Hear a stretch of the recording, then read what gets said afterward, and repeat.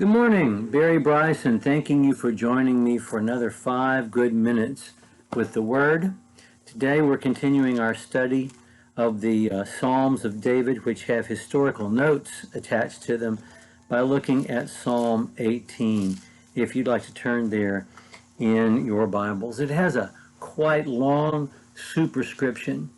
It says, "For the choir director, a psalm of David, the servant of the Lord, who spoke to the Lord the words concerning the words of this song in the day that the Lord delivered him from the hand of all his enemies, from the hand of Saul. And he said."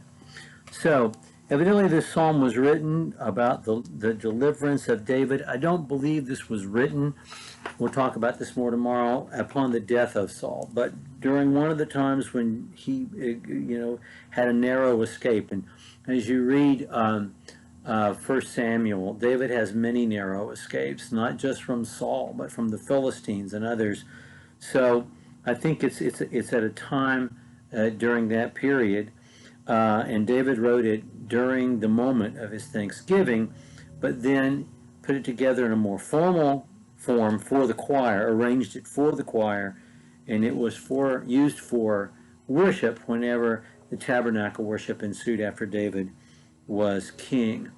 So this is often talked about as a royal song, and if it is, and that's sort of the form, it is royal in that God is sovereign. To me, and it's long, it's 50 verses long, and so we can't really take the time to read this today. It's interesting in that the very first word, this is a song about military victory, it's about narrow escape, it's about confronting death. It reads almost like an H. Rider Haggard novel. It's just, it is a warrior's song. And yet it begins with the most tender word for love in all the Old Testament, rahim, which is the kind of feeling that one feels for a new bride. The husband has for his new bride, or a parent has for their new child.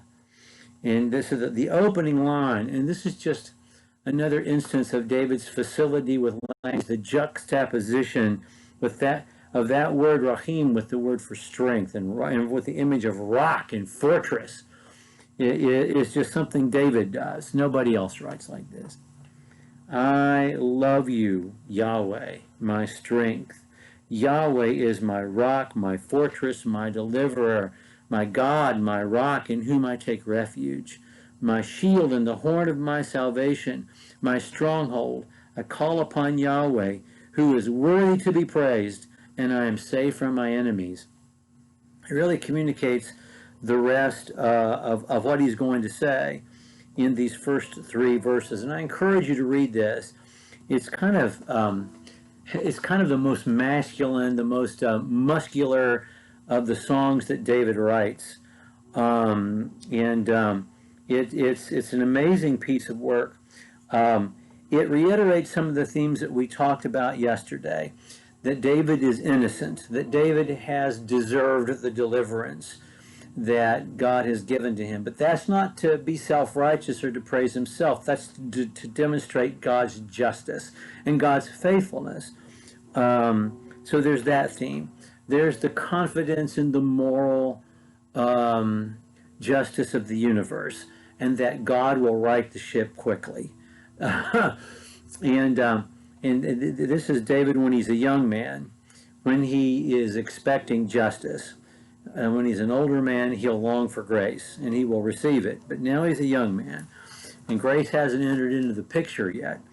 But there is that intimacy that we've talked about, using Yahweh's name over and over again, and the intimacy right there. I love Yahweh. I love you, Yahweh. He speaks to Yahweh directly.